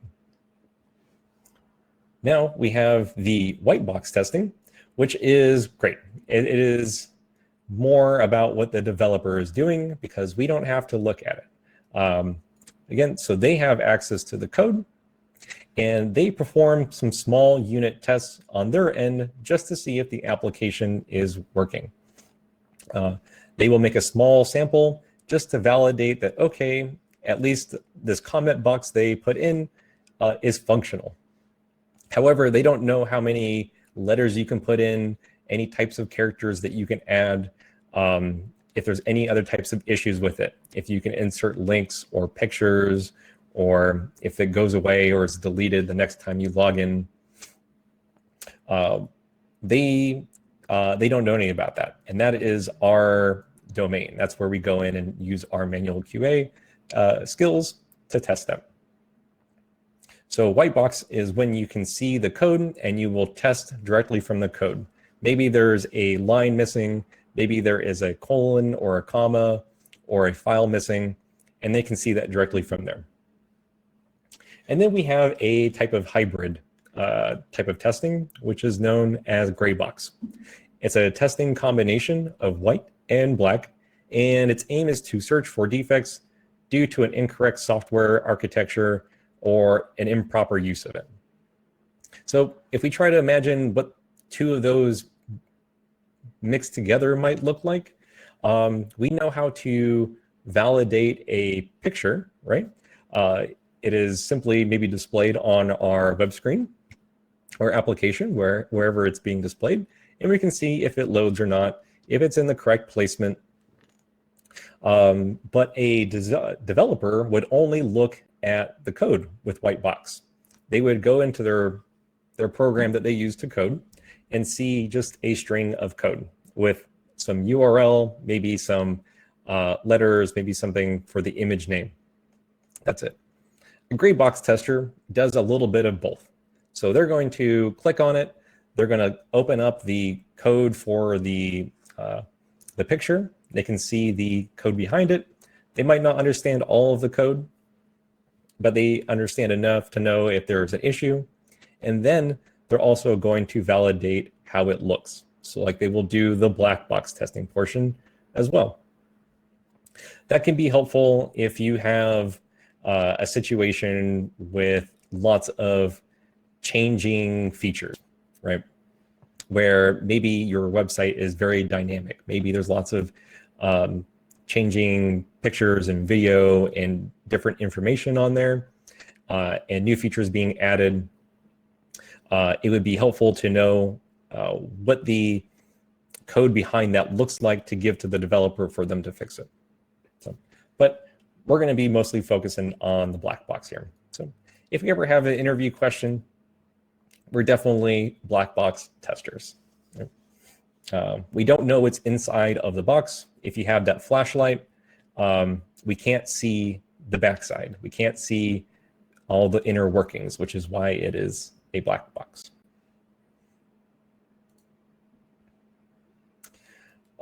So we have manual, we have automation, we have, what was it? Our different types of testing, how we go about performing the testing, those different testing methodologies. But then we subdivide our types of testing into two different categories, really. We have functional and non-functional. And we can think of functional testing as doing whatever the software does based on its specification in regards to some input. If we give some input, we are expecting an output back. So we've all used Google, I hope, by this point, and it just has a simple search bar. So if you're trying to functionally test a search bar, you could put in blue-collared socks into the search area. And then you have two options from there. You can press search, or you can press I'm feeling lucky, which would then take you to maybe the exact website you're looking for. But it returns something to you. It returns a list of web pages, and that's the functional output of the website. Pretty simple, right? And then we have our non-functional types of testing. Underneath functional and non-functional, there are lots of other subtypes of testing. So these are the two main types, right? I didn't go over again, but underneath functional, we might have something like regression testing and smoke testing and sanity testing and UI testing. But for non-functional, these are going to be things we don't directly interact with. That's why I like it. It's the best part because we just have to have the program or the application tell us what it is doing. It's testing of a software application for for output when we don't give it anything. We don't give it any input, or we don't directly interact with it. Maybe inadvertently. Maybe it is a byproduct that we're looking for. I'll give an example here. So, or in other words, like how well the software functions rather than its specific behaviors. So back to Google, if we search for those same blue-colored socks and then we press search, we'll find that it gives us a readout of how quickly it found our search results, usually within a thousandth of a second, very quickly. It even tells you on the website. And then it also tells you the amount of search results. So there we go. We just did our first non-functional test as we did our functional test. It was supposed to give us some sort of indication that it was working and some output. And then we would verify those types of tests against our requirements. So maybe we knew exactly how many colored socks websites we were expecting, or maybe we have a hard limit for the amount of time Google can take to give us a display of all the website. Maybe it can't be any longer than half a second. If it goes over half a second, then we can fail this test case. But if it stays below that, then we keep it as a pass. And again, these non-functional types of requirements are almost always given to you in a document of sorts that details all of these things. All right. How are we feeling about this, guys? Are we also feel free to post any types of relevant questions if we would need to. But I think we're feeling pretty strong about this. Yeah. For our more types of functional testing, which I would like to explore more because that's more about us actually interacting with the program, actually testing and getting hands-on, more about what we do as opposed to letting the computer tell us the information. We have our three main types of functional tests here. We have exploratory, smoke, and regression. There are also other subtypes, but these ones I think encompass the testing idea and methodologies behind what we do. And I will also note that even as manual QA testers, we can sometimes be given tools by the developer in the form of another program to help us test whatever it is we are working on, whatever application. And then it's usually just a couple of quick commands or buttons that they have documented, and it will run tests for us. So that's something I've also been doing. We don't create that program. The developers will do it to help our testing, and then we can execute those. So I think that's also a big plus, is that sometimes they will do the automation testing. Our first one here, exploratory testing. What happens when we are given a device or a project to QA, but we don't necessarily understand or know at the time the requirements are made? Maybe there isn't a requirement for a particular feature. Maybe it was designed for the core way for it to behave. Maybe they might say that a virtual ball has to bounce up and down, but maybe that's all they say about it. We know that how a ball is supposed to bounce, but that's about it. We know it's circular. We know that there's usually a shadow. We know the ball usually has a color and that it has some sort of visual effect to it when it moves and does something in 3D. I think we've seen some elements like that. But we are going to start performing these types of tests when we don't know those. And then we can uncover our application and we can find issues that don't have a definite answer to that, because they're not going to tell you everything about a particular feature, not down to the color, maybe in some circumstances. But it's really an approach to software testing which focuses on discovery, learning, and investigation, and relies on creativity, experience, and intuition of the individual tester. So that's where you come in, and using some of your prior and past experience to quickly uncover the defects, and is often described as simultaneous test design and execution. So if you think about it, we're kind of creating test cases as we go along. If someone were to give you Instagram application, you don't know the requirements, so you're forced to maybe know prior to how maybe a comment box is supposed to work, right? It's very simple. There's usually a place for you to put some letters and a place for you to press enter or save. The same for uploading a picture. You should be able to grab it from any part of your device and then upload it with the correct ratio. This is usually done on new products, or maybe they might allow you to do exploratory testing when you're first hired, because they want you to get antiquated with the application. This is also where we get to play detective, where we are uncovering some issues we might not have thought about in our test cases. It helps provide extra coverage. And we as QA are more like detectives.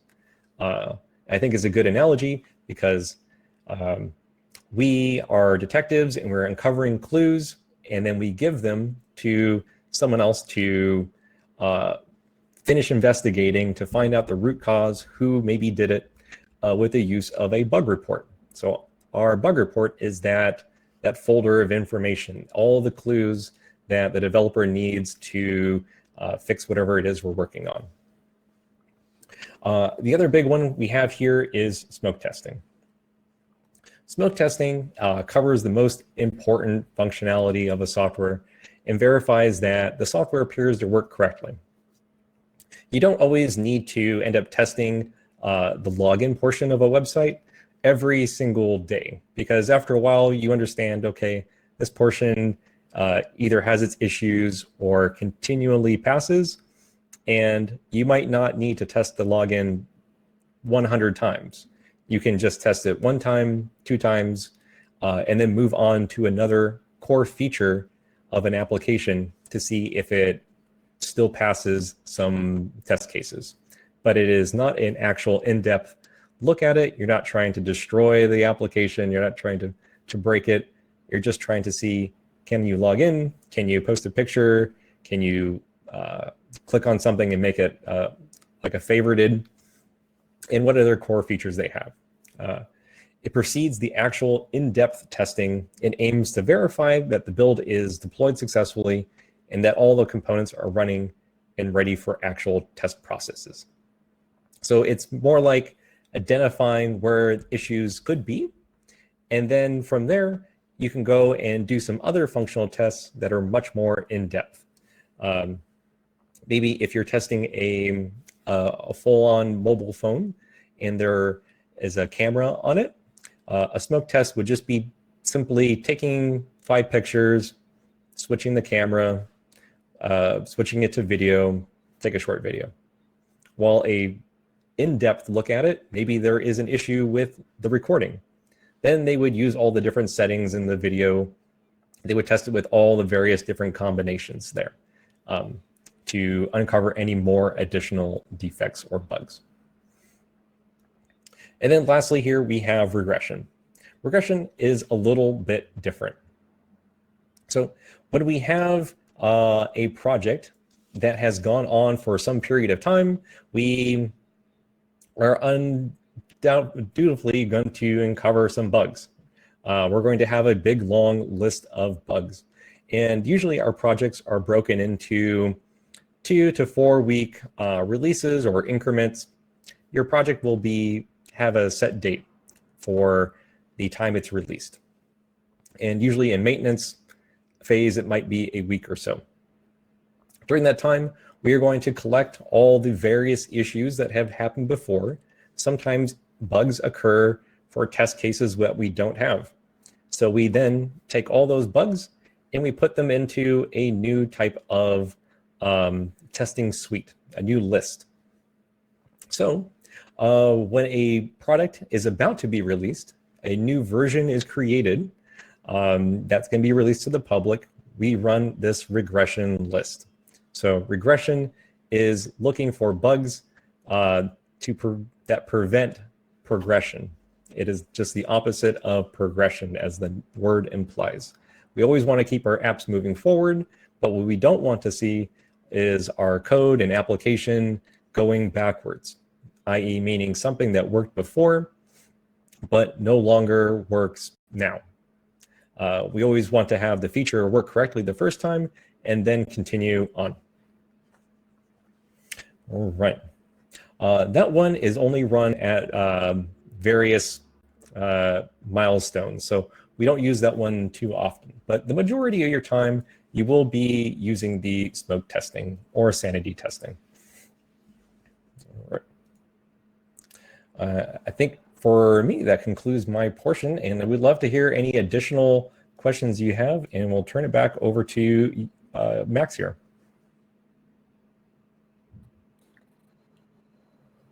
All right. Thank you very much, Patrick. If we're going to have questions for you, we would love to hear your answers.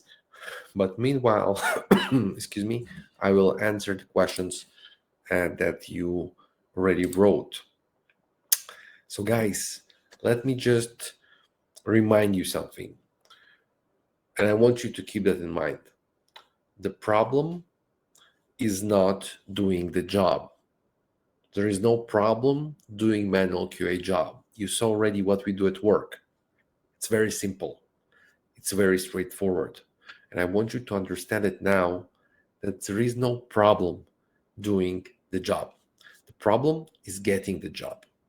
And the problem is getting the job without wasting your time, without wasting your effort, and getting maximum possible rate in minimum possible time. We don't want you to get 20 per hour jobs or 25 per hour jobs. We want you to get $35 to $50 per hour jobs or 70 to 100K. We don't want you to look for the job for a year or two. We want you to go to get those jobs in 2, 3, sometimes 4 months, usually 2 to 3 months. So that's where the focus is going to be, on getting the job. Of course, the job is going to be simple and you will be able to do the job. But the most important is to get it. Now it means that you will learn a lot of theory, terminology that is good for you to become a better professional and to answer interview questions. Probably, most likely, 80% of what you're going to learn, you will never need at work. Okay? You will never need at work, probably 80% of what you learn. Because many times, like in many other professions, any other courses, whatever you learn is not necessary what you need for the job, but you need it to get the job, to pass the interview.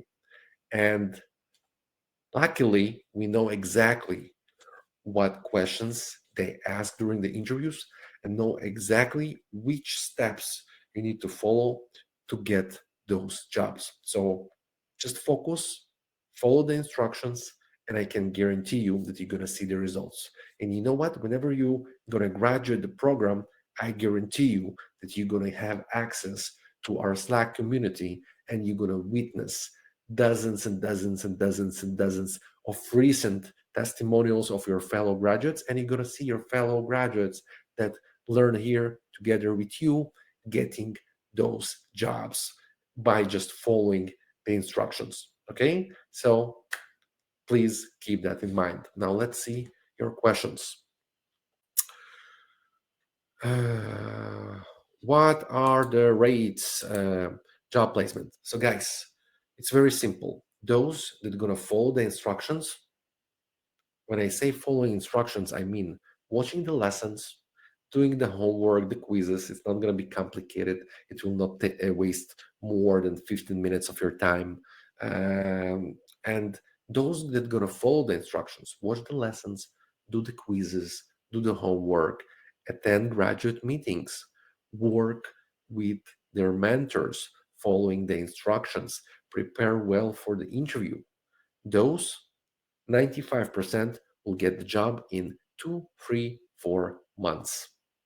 When I say 95%, I mean that you're always going to have 5% with bad English problems, or visa problems, or um, sometimes kind of a soft skill uh, problems that we can help, but sometimes we cannot solve. Uh, 95% of those that gonna follow the instructions gonna get the job. Those that not gonna follow the instructions, they will waste their time, they will waste their effort. So just decide who you want to be. You want to be those following instructions and getting the jobs, or you want to just waste your time. Okay, so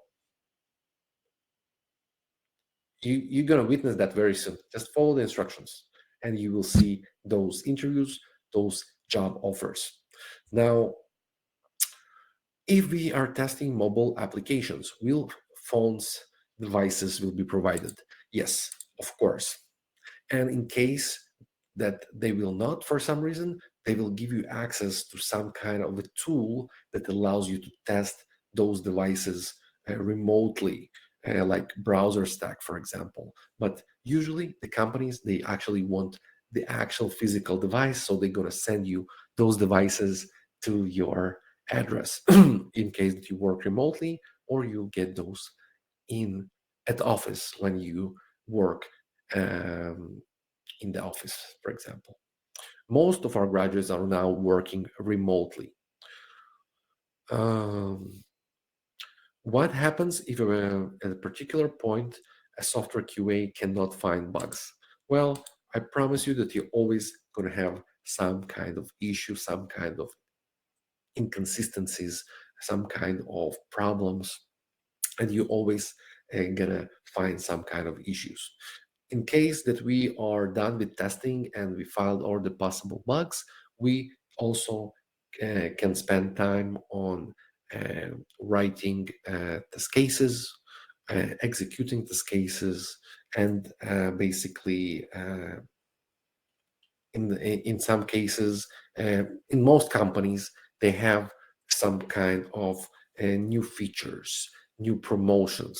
So definitely you have new things to test. It's not like a static website that never changes. It's actually something that is changing. You have promotions, you have holidays, you have special promotions, you have new pages, new features, new publications, new videos, new gallery, new pictures. Okay, so definitely you always have something new to test.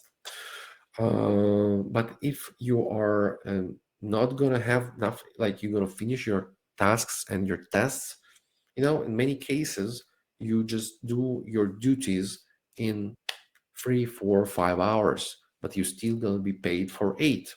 Okay, so that's totally fine in the IT world in QA. That sometimes you don't have much stress and everyone is chill and no one is rushing anywhere. So sometimes when you don't have much to do, you explore the website, you test on new platforms, new devices, you test cross-browser compatibility, cross-platform compatibility to see how it works, how it performs on other devices. Maybe if you have a lot of time, you can go through the test cases and see and bring maybe new scenarios, how you can improve the test coverage, maybe some test cases that no one wrote before, maybe something that you can test and break and explore more than you usually do to maybe find some new problems, new issues, uh, and you will try to, if to look for maybe UI issues, user experience issues, because for example, user experience issue going to be when you submit a form and you send it to the company. For example, you have a page with submitting a form. Now, if it's sent and did not bring you a confirmation that your message was sent successfully, that creates some kind of bad user experience. Okay, so whenever we have free time, we can go deeper and try to find more ways to improve the product, because what we do is we are the voice of the customer. We are advocating the customer to provide the customer the best possible user experience. And if we're going to focus, we're definitely going to have and find a lot of ways improving that experience. Study time and homework hours required. I'm not sure what's the question, Mary, but you have the syllabus, and yes, we have homework sometimes. It will not take more than 15 minutes for most of you. Let's see. Can you go over how long does a company typically keep you for? It seems like you switch companies a lot. Yes, it's actually a good idea to switch companies a lot because you will make more money. If you just in one company for a long period of time, they usually pay you, let's say, increase at the end of the year, let's say 5%. But if you jump from one job to another, you can increase to 10, 20, 30, 40% sometimes. Okay. And so definitely, when you jump from company to company, you can make even more money. Usually, it really depends. It could be a contract from 6 months to 12 months. It could be a full-time job for many years. It could be a contract for 3 months, but they're gonna keep you for many years. Really depends. Uh, I checked manual testing jobs, but real one. I checked manual testing jobs, and most, if not all of them, say at least 2 years of experience. How do we get jobs since the training is only for a month? So it's a great question. I want you to understand that the job description of those positions, in many cases, when I say many cases, I mean 60, 65% of the cases, it's not what, it's not who they're gonna eventually hire. Why?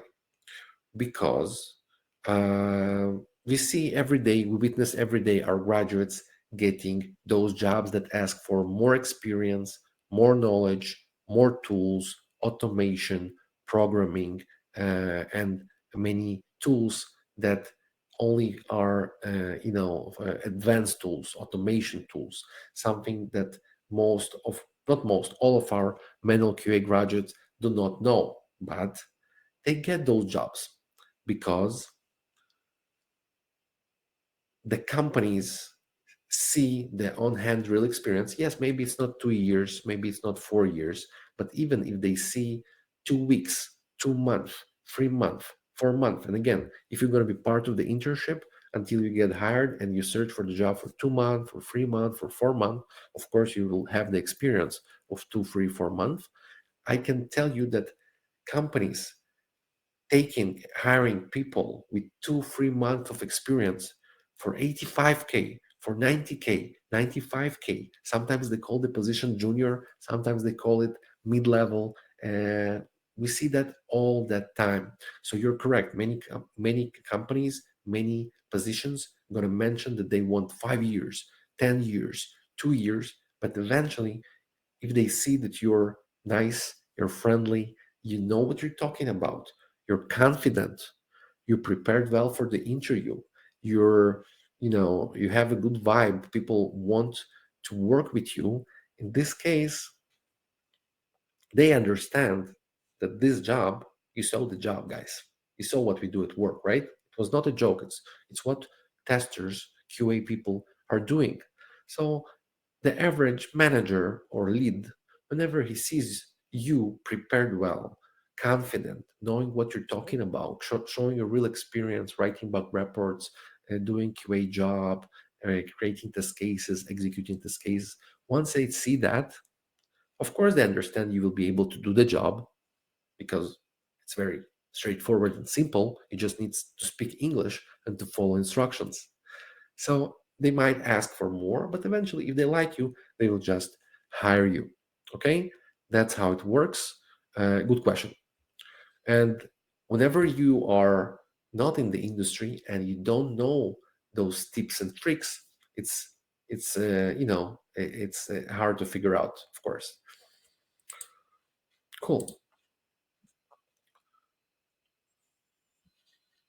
On uh, on average, how often do you switch companies working in QA? Really depends. Sometimes it could be a year, sometimes it could be a few years.